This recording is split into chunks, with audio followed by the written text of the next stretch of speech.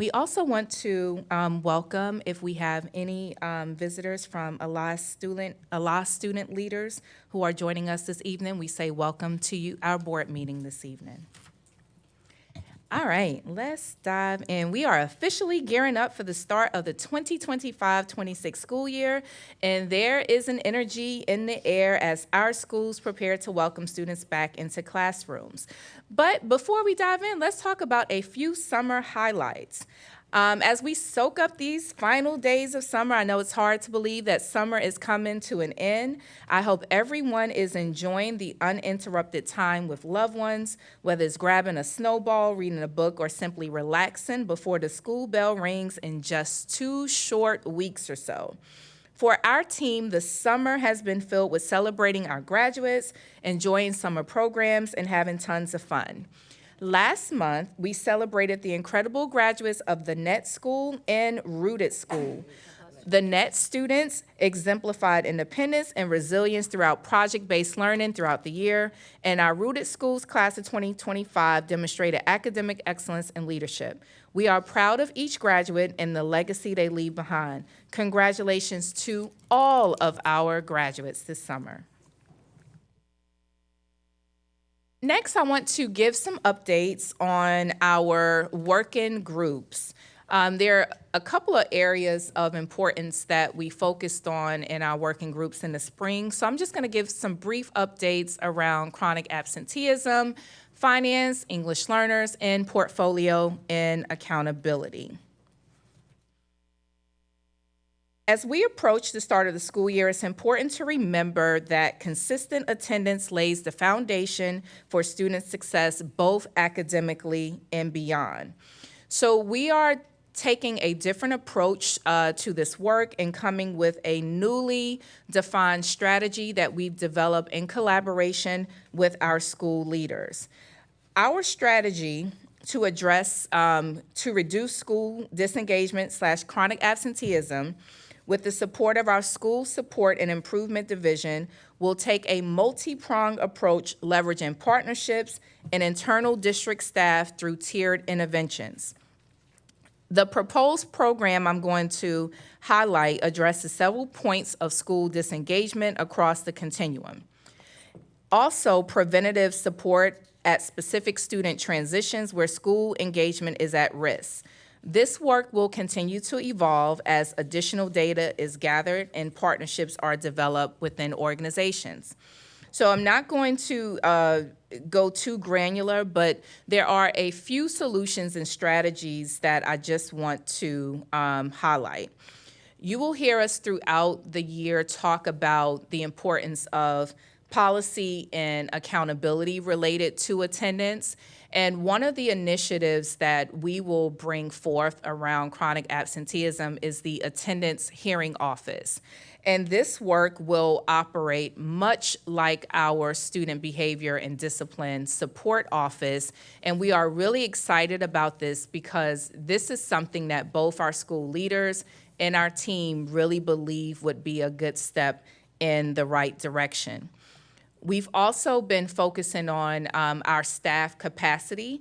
You have to have the right people in the right places, and you have to have enough people to do the scale of the work. So you will see more information about that as we launch our strategy, how we're using our staffing to support these needs. We're also looking at areas such as like parent engagement, how we collaborate across the system, how we look at early identification of systems, and so forth. This is information that we'll highlight at the August board meeting as we prepare to launch our handbook around the Attendance Hearing Office, and we go over in more detail with our school leaders who are having an opportunity to digest the plan that we are proposing around chronic absenteeism. I also want to note that part of this work around chronic absenteeism has to do with resource mobilization. So we have to make sure that we're working with key partners. I had the pleasure about 2 weeks ago meeting with juvenile judges. We had a nice roundtable discussion with the judges that support juvenile justice, juvenile intervention. And we also met with our FENS partner and our team, and we had an opportunity to talk about our approach and strategy this year. We're also working together on like an attendance summit. I had an opportunity to talk about how we are going to launch attendance roundtables across the city. So it was a very good conversation about how we can continue to partner and work together. Last I will say on chronic absenteeism is that we're also going to have our attendance campaign, Every Day Counts. And I'm really excited about this because it will include some really cool PSA announcements. Even Chief Judge Anderson wants to do some skits with me. And so we can all talk about the importance of attendance. And I've had other people reach out to me and say, hey, I'm happy to give a message to encourage our young people to go to school. And so stay tuned for more PSAs where we get people who are not like celebrities per se, but these are the big brothers and the big sisters and the aunties and uncles in the community who our children and families respect and admire, and their voices carry a lot of weight in the community, and we want our children and our schools to hear from those individuals about how important it is to be in school. All right, next we have an update on our finance convenings. Super excited because most people don't think that finance can be real interesting. I had some real corny jokes with the finance group, and it went exactly how I thought. They just kind of like stared at me like, we don't laugh in this group. But we had a really, really good time, and this meeting was so much fun. So our finance team led 2 financial workshops this summer, one in June and one in July.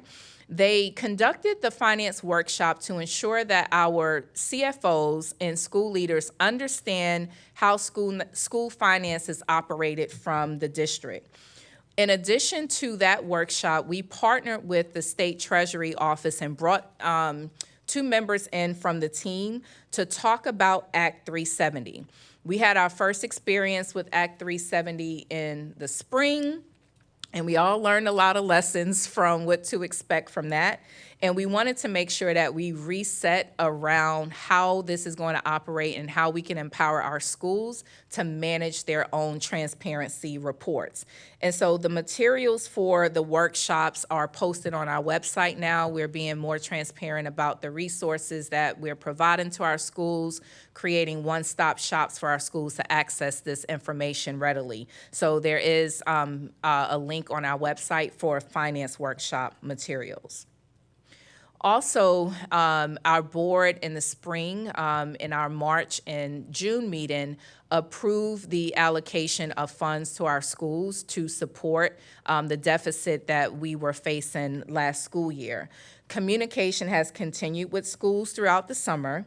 After passing through an additional total of $35 million with board approval, schools received an update to the DLFA allocation prior to receiving their first payment of the year.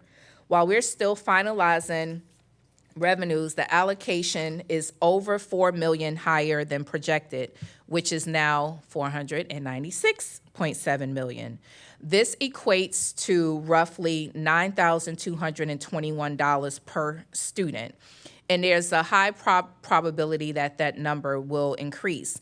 What's good about this is that our finance team, when we communicated with schools about what we thought the per student base would be, we planned for $9,208. So we're not far off from what we projected it would be and what it will equate to. We are continuing to hold finance meetings, and we'll continue to engage our charter school finance committee as we solve system-wide challenges with balances, enrollment changes, district optimization, and so forth. Next, we have an update on our work to support English learners. Part of this begins with the reorganization of our diverse learner and English learner team. We received a lot of feedback from our school leaders, both during our English Learner High School Experience Working Group and our school leader working group to address diverse learner challenges. And we learned a lot from our school leaders about how the supports we believe we are given actually what it actually looks like when delivered. So as a result, we redefined our Director of English Learner Supports role to Director of English Learner Instructional Support. And so we're focusing more on instructional support and learner programming and partnerships, and that's how we've redefined those roles. In addition, we've launched an instructional support focus. This summer, we've tiered our schools based upon Louisiana English Learner Proficiency Assessment results and their engagement with the various NOLA PS supports offered. I remember Ms. Eames asked this question in a couple of board meetings ago about how our schools are involved with the various professional development opportunities and supports we're offering. So we are kind of teeing them by their level of engagement and student performance across the system. So in partnership with NSNO, they are also identifying schools to participate in a cohort program, and we are working in collaboration with them. And what you see here on the screen is the second annual English Learner Convening. I'm super, super excited for that. Even Holy Cross University has been shouting out how awesome this event was. Kudos to Dr. Guidry and her team for putting together an outstanding professional development series for our English Learner cohort. This year, 92 educators from 19 schools joined the 2025-26 cohort through the NOLA PS Title III Consortium, committing to more inclusive, high-quality instruction for English learner students. And so I also want to give a shout out to our federal programs and student support teams because they were also instrumental in hosting this opportunity for our teachers. Next, I'm going to give a few highlights on portfolio and accountability. We've started our engagement this summer on our charter school accountability framework revisions. We've done some initial engagement and had a few office hours on proposed changes. At a high level, our proposed changes lie in adjustments based on renewal standards for the new accountability system. So that includes renewal standards for base terms, classifying standing of schools, and oversight for struggling schools to align with the state's new accountability framework. It also talks about changes, and this has been important. Board member Parker has championed this as the finance chair, that we're embedding some tighter rules and expectations around finance components of the CSAF. So that work, we will roll out an engagement calendar that will take us through essentially the next 6 to 9 months of the school year as we work on revisions for the CSAF. This also includes, we've gotten a lot of feedback on this, indicators of distress. How do we know how our schools are doing before they've hit the brick wall, so to speak? So we are developing an early warning system. It's in its early stages to trigger supports, interventions, and/or engagement for schools in our portfolio. So this would be a color-coded matrix with the most urgent indicators colored in red. The tool will be intended to facilitate more frequent pulse checks for schools and to help facilitate conversations. So we're thinking about indicators that will be relative to enrollment, finance, facilities, academic performance, governance, just to name a few. So we're in the early stages of developing that. And our ambitious goal is a draft in the first quarter, and we believe that we can hit that mark internally. The last thing I would say about portfolio and accountability is that we work very closely with our partners at NSNO around portfolio strategy.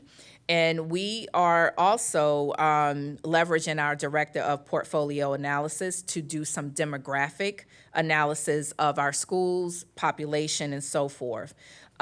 We know, based off of enrollment trends, that we anticipate 1,600 excess seats in grades K-5 and another range of roughly 1,600 excess seats at the high school level. And so a lot of work will be done to look at our portfolios of schools and how we get our district to the right size and the right portfolio programming for our students. All right, so now I'm going to dive into some LEAP performance update. I know everybody's excited and can't wait to hear about LEAP performance. It's going to be really hard. It's probably really hard to see on the screen because it's a lot of data. But LEAP is our opportunity to assess, not our opportunity, but the state's opportunity to assess how our students are performing. And this data reflects the hard work and dedication of our students, educators, and families. We approximately 74,000 LEAP exams were administered for the 2025 season, and it covers subjects such as ELA, math, science for our elementary schools, English 1, English 2, algebra, geometry, and biology, and U.S. history for our high schools. Across all tested grades and subjects, Orleans Parish mastery rates increased from 27% in 2024 to 29% in 2025, showing a 2 percentage point improvement. This continues the upward trend over the past 2 years and marks a significant milestone as the district approaches 30% mastery. Orleans Parish also earned the distinction of being recognized by the LDOE as being one of the top improving overall systems for 3 through 12 mastery. That is to be commended, and we can't wait to recognize our schools for their performance in August. But I want to hone in on another data point about LEAP exams. For economically disadvantaged students, mastery rates rose from 21% to 22%. That's a 1 percentage point gain, maintaining, again, an upward trajectory. In comparison to our peer districts, Orleans Parish showed the highest increase in mastery rates for all students with 2 percentage points, and tied for the highest increase among African American students with 1 percentage point. The district outperformed the state in growth across these subgroups, reflecting sustained efforts to improve student achievement in recent years, especially for historically underserved groups. While our district's growth outpaces most of our peers, the overall mastery rate of 29% still trails district like St. Tammany Parish, which sits at 45%, and Jefferson Parish that sits at 30%. However, we are proud of the progress. We know that it is not an easy feat to move the needle when you have so many compounded issues to work through and so many opportunities for our students to grow, thrive, and achieve. But I'm extremely proud of the work that our schools are doing and how we are continuing to move the needle in the right direction. We are far from where we want to be, but we're definitely well on our way to getting where we know we can be. And so that is to be commended. Next, I want to talk about, as it relates to LEAP, when we look at the data by subjects. When we look at the data by subjects, ELA mastery rates increased from 36% to 37%, continuing a steady climb. Math proficiency rose from 4% to 26% for economically disadvantaged students. ELA mastery increased from 29% to 30%, while mastery increased from 18% to 20%.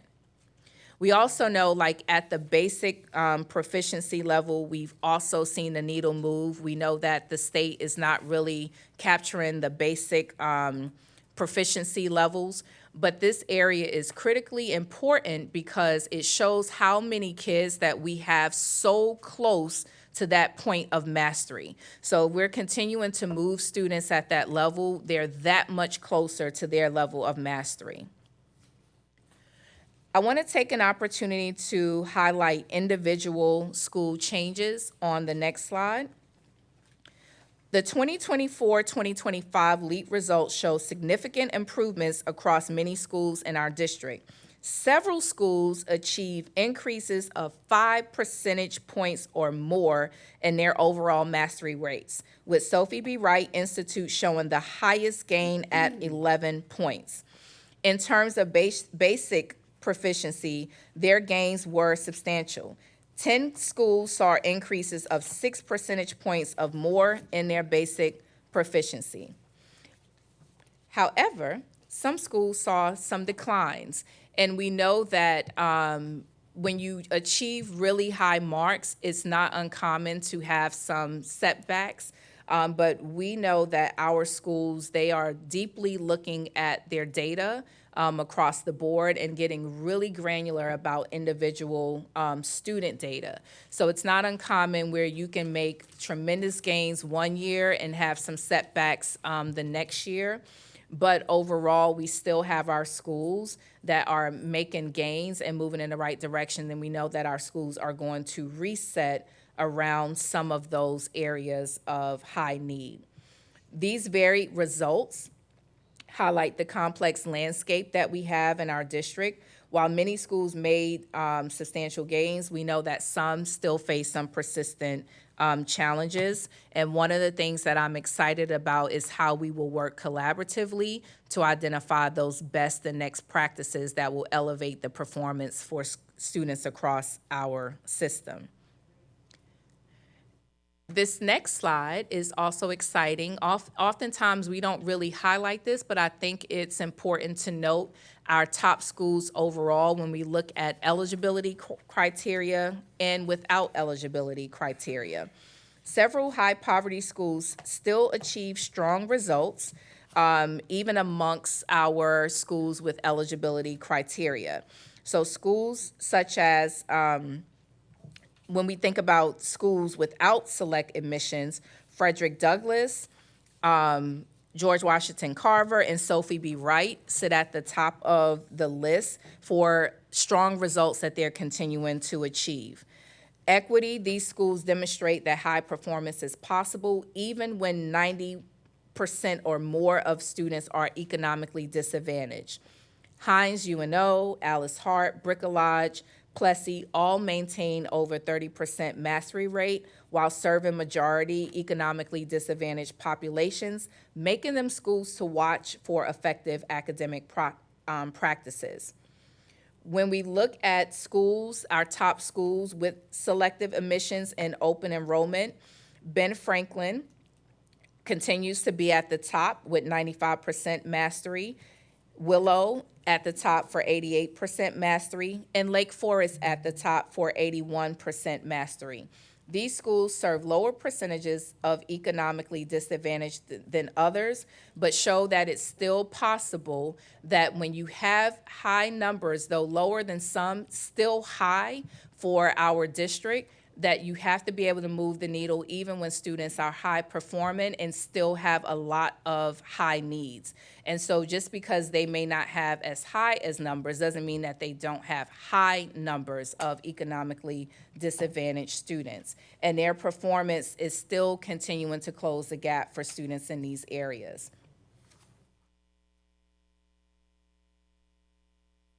I would say, when I look at this, whether our students are in selective admission schools or open enrollment schools, we have some pretty amazing schools in our district. Some are unsung heroes that you may never really hear about, but they're moving the needle, and some you may hear about all the time. But I appreciate the fact that all of our schools are working really hard to meet the needs of the students that we serve, and that they recognize that we have a lot more work to do and that we have to stay the course until we achieve our greatest potential. So I'm really, really excited about that. And on that note, want to give some reminders about our fall renewal schedule.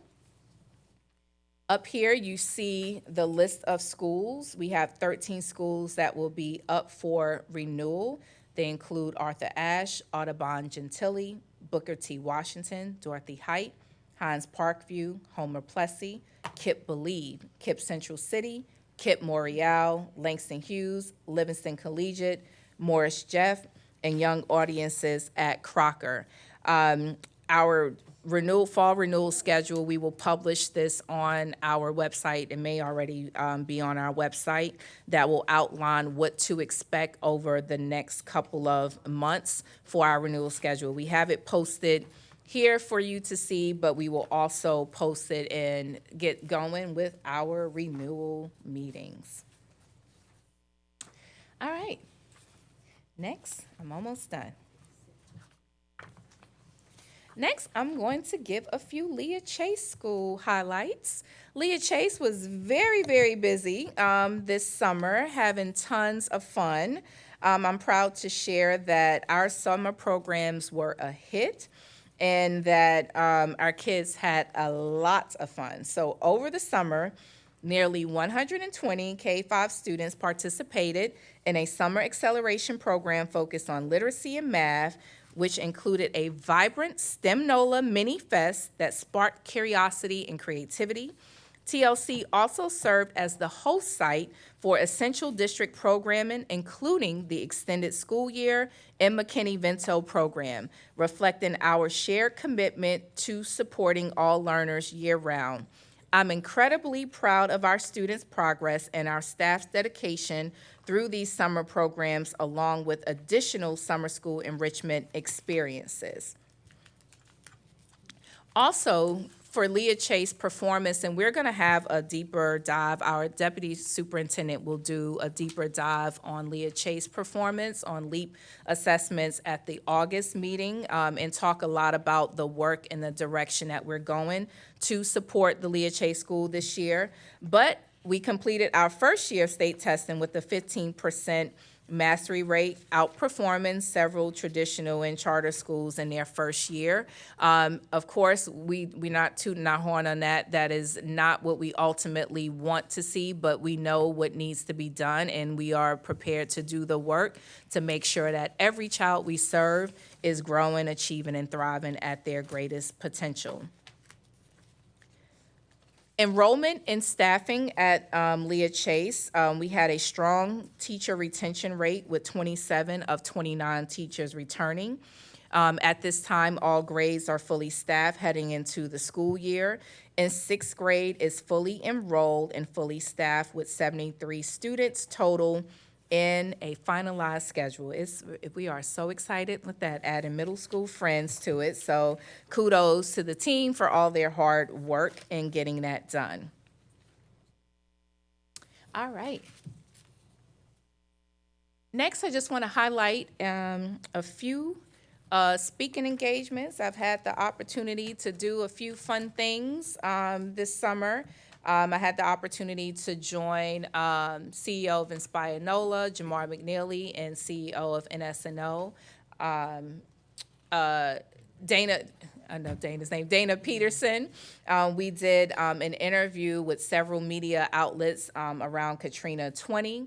Also had the opportunity to meet with teachers through Align Ed and talk about the year ahead, my vision, answered so many questions from our teachers. We had a great time with Align. I met with Dr. Ross at WBOK to talk about all types of things to expect in the upcoming school year. And today I was able to participate on a panel at the Early Literacy Breakfast with Dr. Fulmore and around early literacy. This was held by the United Way and so many incredible partners who are committed to every child being proficient in grade level reading. And so many, the house was packed today. And it really resonated with how much we care about our children across the city and the collective impact that we have the opportunity to have in our city for our children. So I want to thank Todd and the crew over with United Way for having me. Todd Batiste at United Way, and all of the partners who made this happen. This was a great event today. All right, I'm going to close out with a few announcements. We are excited to share that our very communications team, who just returned from the 2025 National School Public Relations Association Conference with a prestigious Golden Achievement Award. Yes, hold it up, Toslin, hold it up. Let me tell you, this award was for their outstanding work on the Leah Chase School campaign. This recognition celebrates their strategic efforts in successfully launching NOLA PS's first new direct-run traditional public school in nearly 20 years, helping to drive enrollment, engagement in the community, and telling the story of a school built with purpose, all under a tight 5-month timeline. So congratulations to former Chief of Communications, Courtney Washington, our Executive Director of Public Relations, Toslin Alfonso, Director of Governmental Affairs and Community Relations, Julianne Lung, the one and only Mr. DJ, Dennis Joseph, Director of ATV TV, and Christy Coleman, AVTV Support, Corey Boyd for social media, Kathy Chase, Director of Family Engagement. All congratulations to the entire team for their work. Yay. Next, I want to remind everybody about our Back to School Boogaloo. That is Saturday, July 26th from 10 a.m. to 2 p.m. at Joe Brown Park. Be there for all the fun. This is a family event. It is free. You get school supplies, health services, food, haircuts, get to meet with all kinds of partners, as well as our enrollment team is always out there. Our attendance team is always out there, and it's always a great fun with the Children's Hospital Thrive Kids Wellness Program. So we are super excited. This is for ages 6 months to 18 years old. So we will see you there. We are also launching our social media campaign, so check out our social media as we approach the 20th anniversary of Hurricane Katrina. We're launching our Katrina 20 Resilience, Rebuilding, Renewal social media campaign. So this will be a heartfelt series that honors the resilience of our community, showcasing stories from our community leaders and educators and board members. So you will be able to see video highlights of the remarkable progress, and you can catch that on all of our social media outlets. And last, we want to take an opportunity to do 3 recognitions in the room. First, I gave a shout out to ALA student leaders before you got here. We are so excited to have you and so excited about all of your learnings through the program. You look amazing, and we know that you are learning a lot and that you are ready to lead the next chapter of our future. And we are so excited about your brilliance and impact that you're not going to only have on your peers, but for adults in our city. So let's give them a round of applause because they've been working very hard this summer. I hear they've been working really hard this summer, and we are so excited to have you here. And we also want to recognize our 2 new chiefs who are in the room. We have Miss Erin Marrero Savoy, who is our new chief of room. Erin, stand up, let the people see you. Welcome. Erin started July 15th, I think, and so she's about a week or 2 in, getting some things under her belt. And we also have the one and only Justin McCorkle coming back to the district as our chief of staff. We are so excited to have you. He hasn't started yet. He'll be with us in about a week, but as you can see, the entire board is waiting for you. They have their list of things for Justin, so they're ready to dive in on all the fun that Justin will be leading around our external affairs. So welcome. We are excited to have you and look forward to the great things we are going to accomplish together. And that concludes my very long and thorough remarks from 2 months of summer break. Thank you.